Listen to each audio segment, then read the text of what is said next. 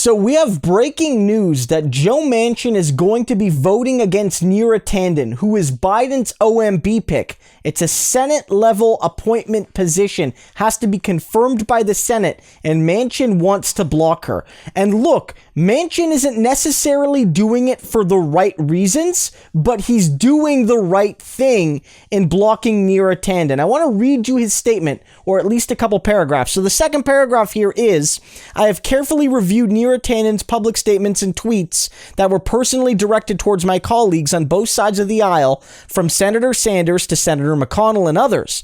I believe her overtly partisan statements will have a toxic and detrimental impact on the important relationship between members of Congress and the next director of the Office of Management and Budget. For this reason, I cannot support her nomination. And then jumping down to the bottom here, it says, as I have said before, we must take meaningful steps to end the political division and dysfunction that pervades our politics. At a time of grave crisis, it is more important than ever that we chart a new bipartisan course that helps to address the many serious challenges facing our nation. Now look, I'm going to be honest. I don't give a damn why Manchin is doing this, because if anything, this is wrong. Bipartisanship isn't the solution. The Republicans are monsters. But I'm going to be honest, he's making the right vote, because Neera Tanden is an oil pirate, Social Security cutting monster that doesn't deserve this job, in addition to being an absolute ghoul when it comes to how she treated progressives during the 2016 and 2020 Democratic primaries. First, I want to play you a clip of her demanding cuts to essential programs for the working class as part of this sort of bipartisan compromise back when she was a sort of spokeswoman during the Obama era.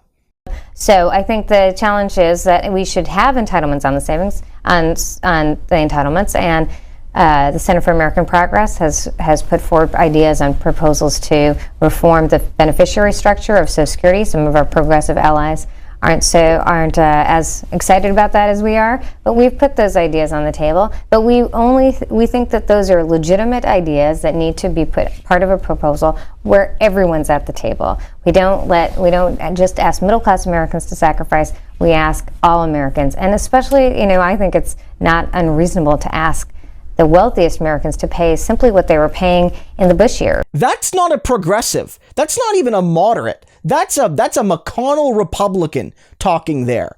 Talking about slashing the budget, talking about common sense entitlement reform, all Republican code words that you would hear from a Republican today. You would hear that from a Republican today, sounding exactly like Neera. She's not a progressive. But worse than that is the fact that she is, again, a literal oil pirate.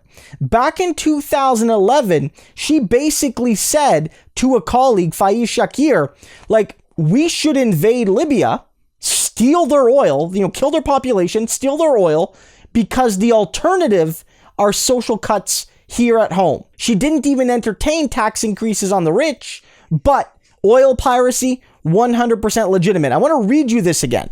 She says here, we have a giant deficit. They have a lot of oil. Most Americans would choose not to engage in the world because of that deficit. If we want to continue to engage in the world, gestures like having oil-rich countries partially pay us back doesn't seem crazy to me. Do we prefer cuts to Head Start or WIC or Medicaid? Because we live in deficit politics, and that's what is happening and will be happening even more. This is Biden's pick. Again, whatever you think of Manchin's reasons for blocking her, demanding literal piracy to go and steal the oil of Libyans rather than tax the rich. So she's like, look, we want to have this global presence, but we also want to have these social programs. So the only option to fund this is to literally rob developing third world countries. That's the only option, according to Neera. Not taxing the rich, not cutting the military budget, not, cutting corporate subsidies, not doing any of that. Literal oil piracy. She sounds like a cartoon supervillain there. And this is supposedly the progressive pick. I don't know if she's going to end up getting on. Biden apparently he's not pulling her nomination. Maybe they'll get a Republican to vote for her. Maybe if they get Murkowski or Collins, however skeptical I am, that'll cancel out Manchin's no vote, and that'll let, Kamala Harris cast a tie-breaking vote. But she deserves to be blocked. Again, Manchin might be doing this for the wrong reasons. I don't care about bipartisanship. Bipartisanship is dumb. But this lady deserves to be blocked. Bernie Sanders hasn't even said how he's going to vote, actually. She was crueler to Bernie than any other individual, I would wager. Bernie has said that he's not necessarily going to vote for her, but he's not necessarily going to vote against her either. He's leaving his vote open. We'll see what happens. But if she gets blocked, it'll be 100% karma. Oil pirates have no place in a progressive cabinet.